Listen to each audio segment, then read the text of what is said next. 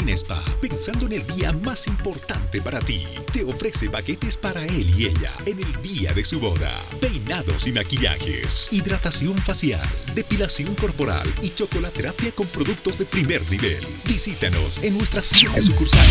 Cristina Spa, profesionales a tu servicio.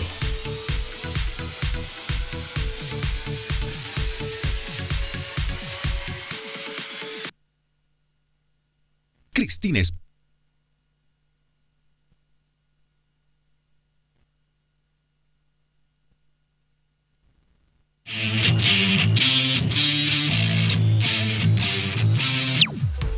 Cristina Spa, pensando en el día más importante para ti, te ofrece paquetes para él y ella en el día de su boda. Peinados y maquillajes, hidratación facial, depilación corporal y chocolaterapia con productos de primer nivel. Visítanos en nuestras 7 sucursales. Cristina Spa, profesionales a tu servicio. Segundo bloque de Hora 23 y estamos tocando el tema del aborto. Ese aborto que en Bolivia se puede realizar de manera legal solamente en 2 situaciones, en casos de violación o cuando existe algún daño o peligro a la salud de la madre. Un abogado nos aclara el panorama. El derecho a la vida es un derecho fundamental, ¿no? Y eso es el que se debe precautelar como principio, antes de evaluar la posibilidad de un aborto. El Ministerio de Salud emitió la resolución ministerial número 0027 que pone en vigencia el reglamento para la realización de abortos legales en los establecimientos de salud de Bolivia.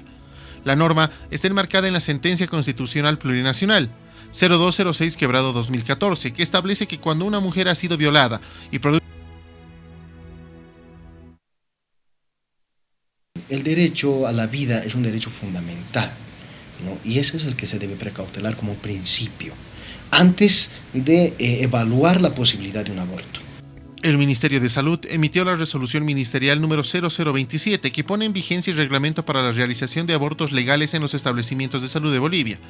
La norma está enmarcada en la Sentencia Constitucional Plurinacional 0206/2014, que establece que cuando una mujer ha sido violada y producto de ese delito queda embarazada, puede pedir la interrupción del proceso de gestación sin necesidad de una autorización judicial.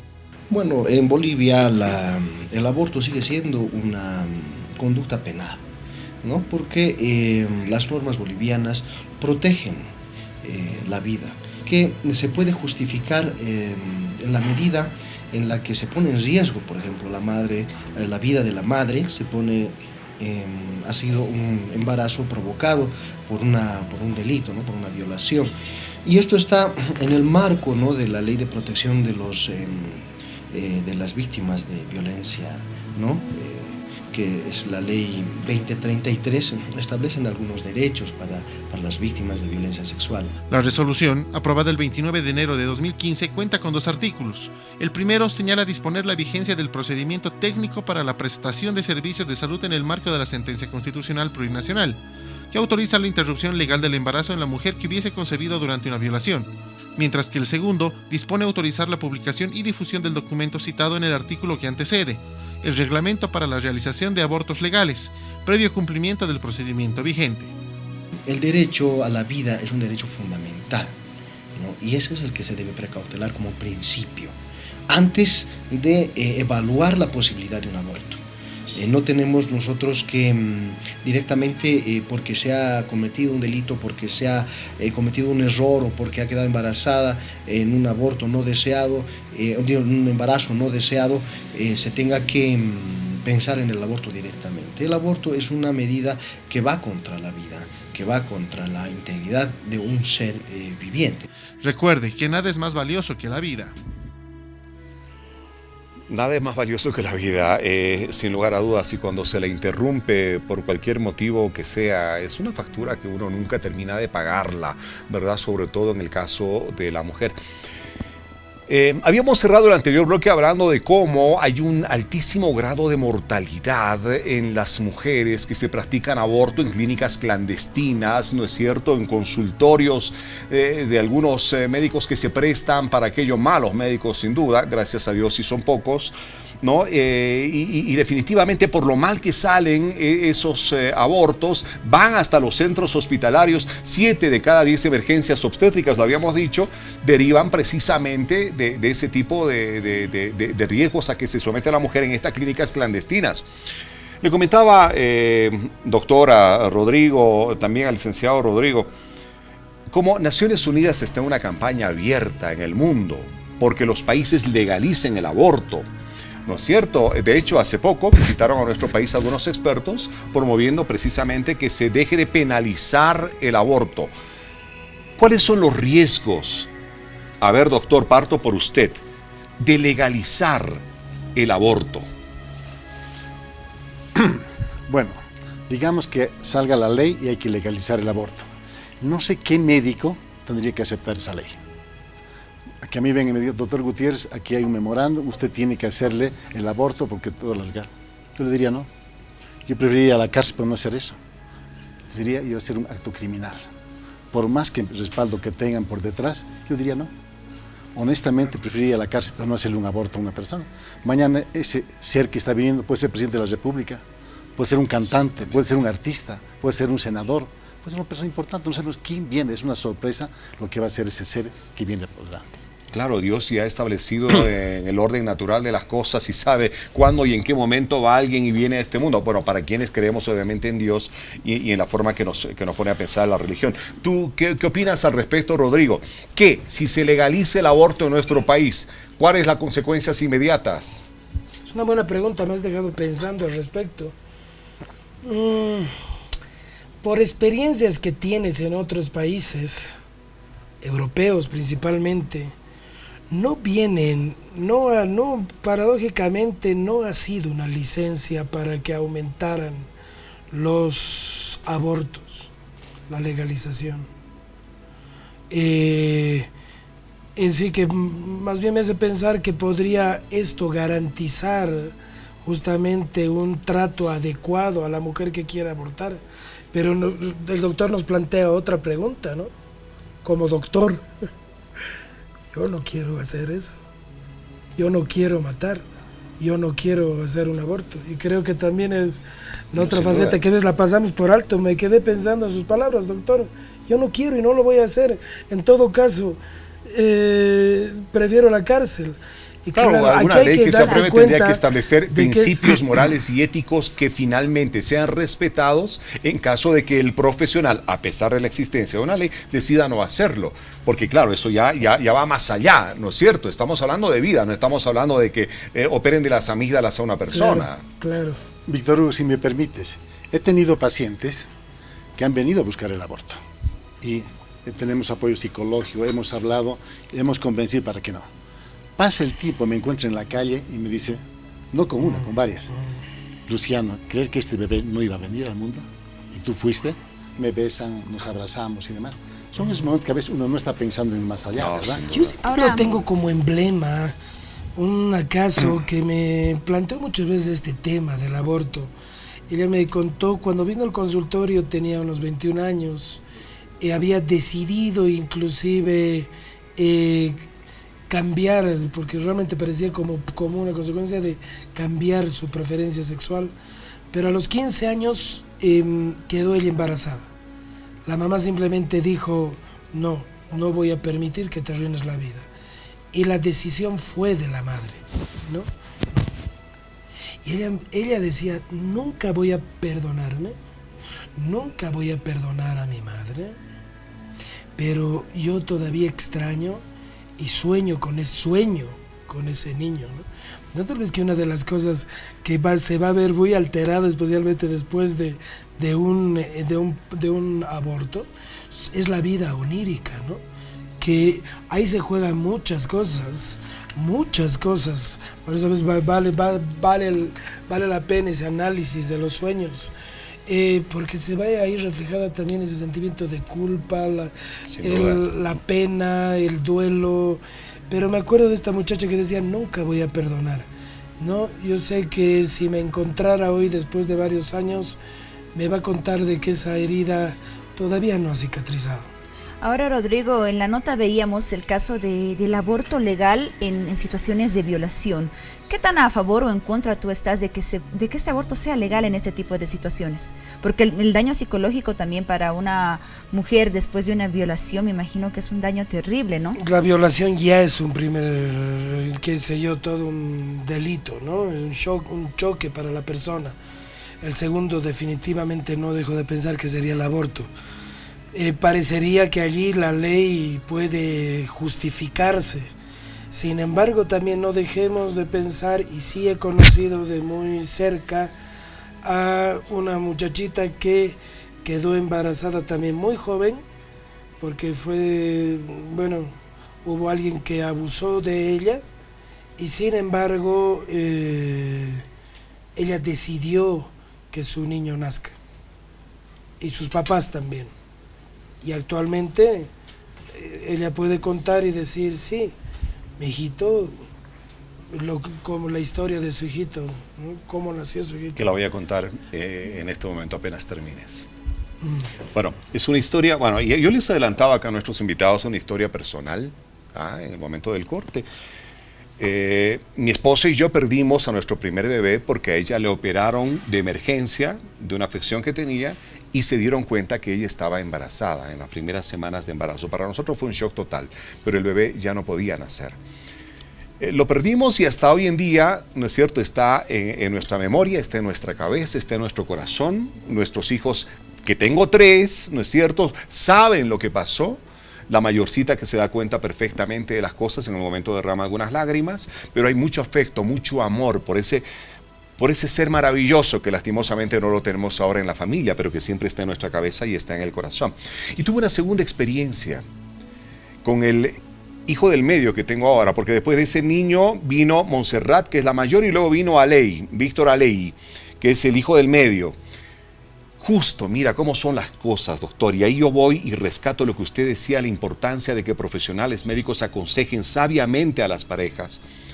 Mi esposa lo mismo, tuvo una afección muy seria en su salud y tomó pastillas muy fuertes sin saber que estaba embarazada, ¿no? El médico no había tomado esa previsión.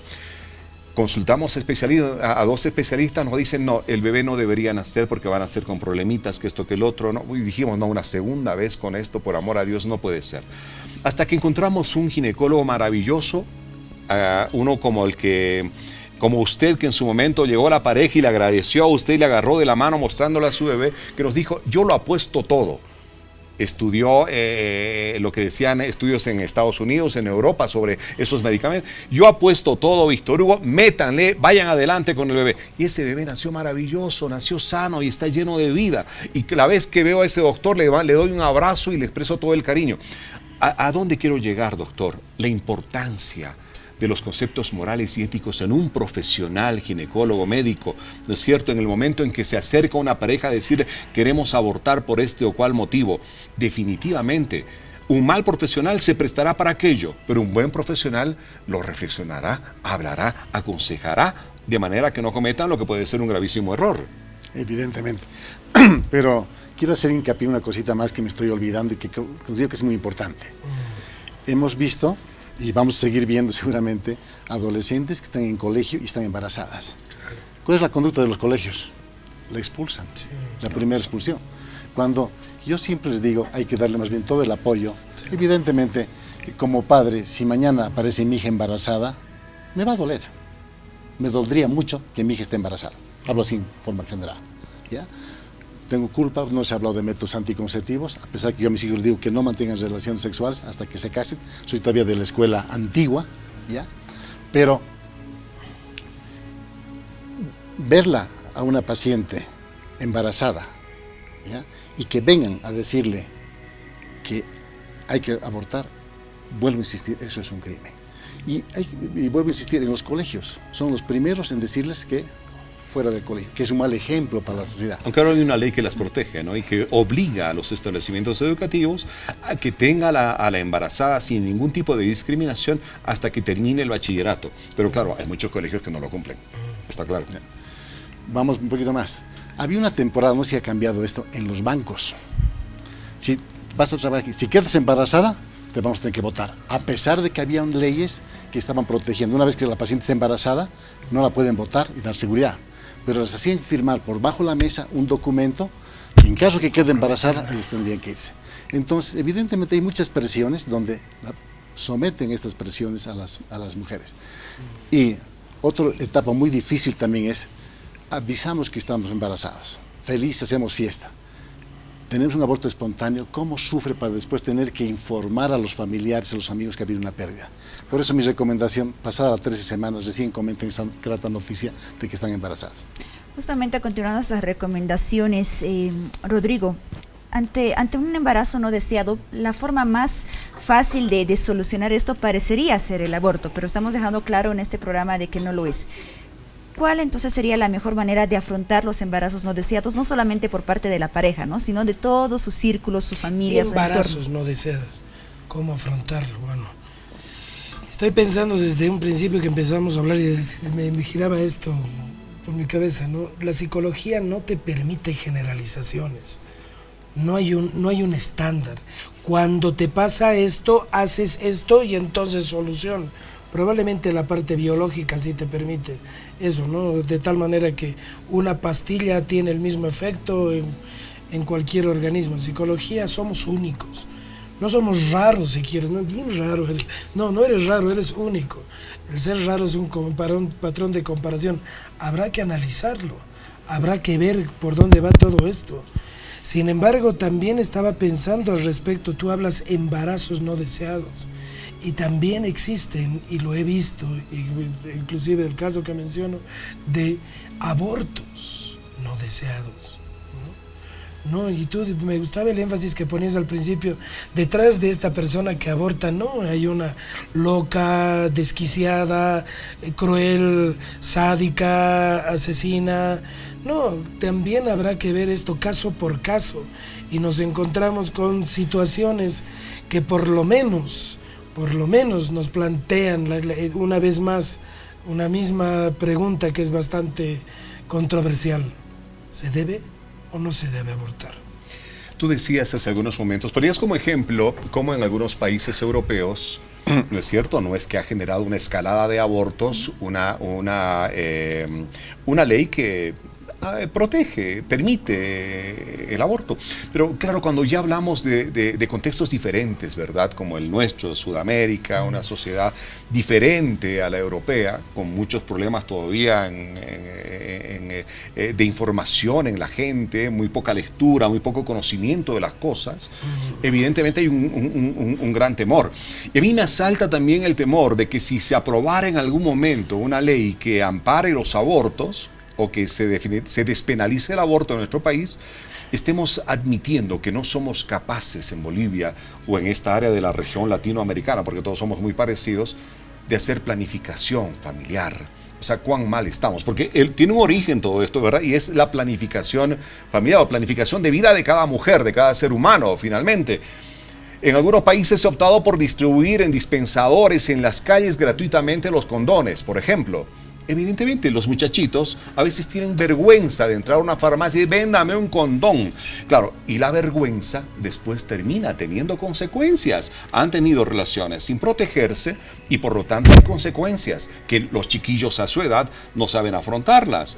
Sería interesante quizá pensar a futuro, quizá dispensadores, no sé, de condón, no para promover sexo libre, vamos, todos a la cama, pero sí para evitar por lo menos que la vergüenza en los chiquillos determine que marquen su vida de una manera que jamás hubieran querido. Podría serse un buen camino, ¿no? Estoy plenamente de acuerdo, no sexo libre, pero si vamos a tener relaciones sexuales, tenemos que saber las consecuencias. Si yo me voy a la cama con una mujer, ¿cuál es el producto? Evidentemente, existe la posibilidad que no hay embarazo, pero más adelante hay un alto porcentaje que ella queda embarazada. ¿Estoy en condiciones de poder llevar adelante ese bebé? ¿Tengo profesión? ¿Puedo alimentarlo? ¿Puedo dar? No tengo posibilidad, entonces usaremos un método anticonceptivo para que ella no se embarace. Pero aquí, honestamente, estoy viendo en mi consultorio jovencitas que están manteniendo relaciones sexuales sin conocer el nombre, sin saber quién es el muchacho. ¿Y sabe qué, doctor? Creo que a veces también se tiene la idea de que el mejor método anticonceptivo es el aborto, ¿no? Y no es un método anticonceptivo. Entonces, métele nomás, si quedas embarazada. Claro, Yo conozco un buen lugar, o una pastillita, o una solución rápida y fácil, ¿no es cierto? Pero creo que más bien tenemos que asumirlo, tenemos que asumir esto con responsabilidad, con madurez, ¿no? Esa vida sexual, esa vida en pareja, tiene que ser con responsabilidad. Esa pastilla también tiene consecuencias, doctor, si se abusa de ella. Si se abusa, día sí. después. Sí. Lo diría después, ¿no? Es un método de planificación familiar, porque ahí no hay embarazo, todavía no ha llegado todavía a Ese unirse. debería ser un método anticonceptivo de emergencia. Exactamente. Es decir, no está unido todavía el espermatozoide con el óvulo, ¿no? Entonces, en el momento que está yendo el espermatozoide, hay un bloqueo. No es del partido de gobierno. Bueno, está bien, queda claro. Hay un bloqueo, entonces alteran las hormonas, la carga de estrógenos hace de que no puedan encontrarse. Por eso que ¿Y cuál es el problema del abuso de esta pastillita? Que puede tener a la larga problemas hormonales, porque estamos dando una carga fuerte de estrógenos, ¿no? Pero evidentemente pasado unos 4 o 5 meses se vuelve a restituir. Pero no es una buena política eso. Podemos utilizar un método anticonceptivo que va a ser más económico, tomar la píldora, por ejemplo, previo examen. Así es.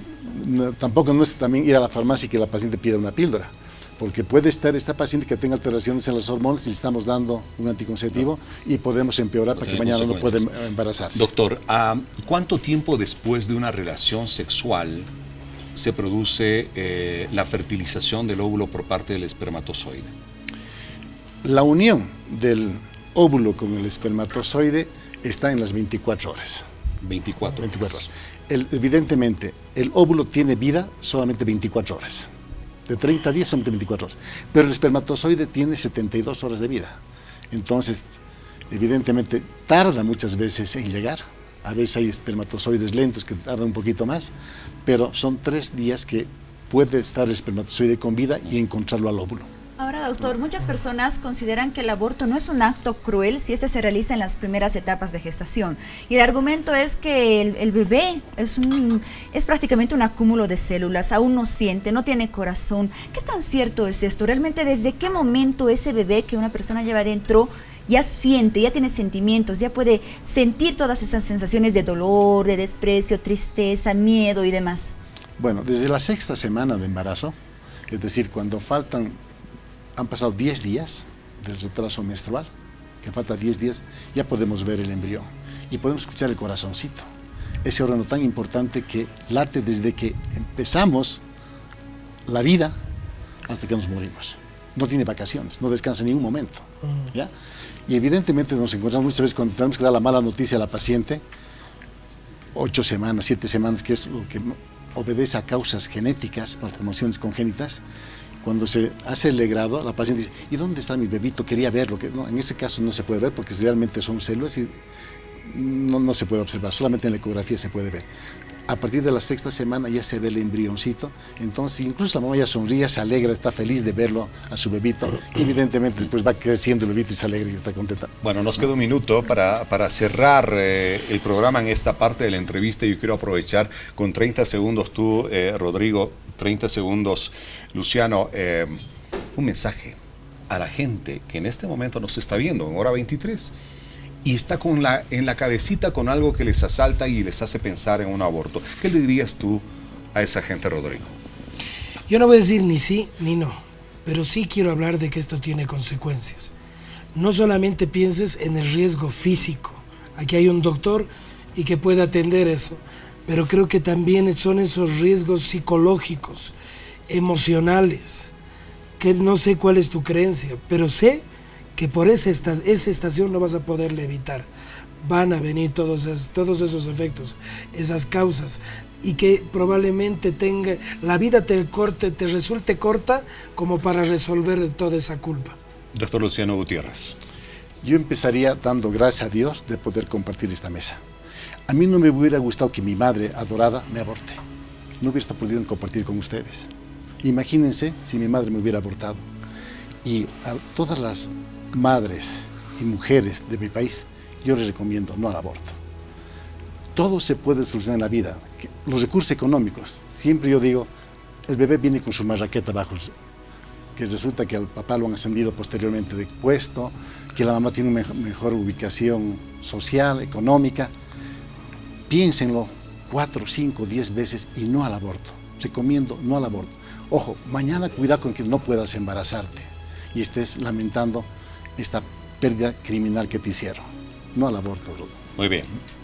Quiero agradecerles, Rodrigo Ayo, licenciado Rodrigo Ayo, psicólogo. Como siempre, gracias por haber estado esta noche con nosotros. Un gusto y realmente doy gracias también a Dios por estar con ustedes. Hasta pronto. Qué lindo. El doctor Luciano Gutiérrez, ginecólogo. Muchas gracias, doctor. Un gusto, Pues, como siempre, tenerlo acá. Encantado de haber podido compartir estos minutos con ustedes. No, ha sido un Muchísimas gusto. gracias por la invitación. Gracias a ambos. Nos vamos a una pausa con las noticias más importantes de la jornada. Ya volvemos.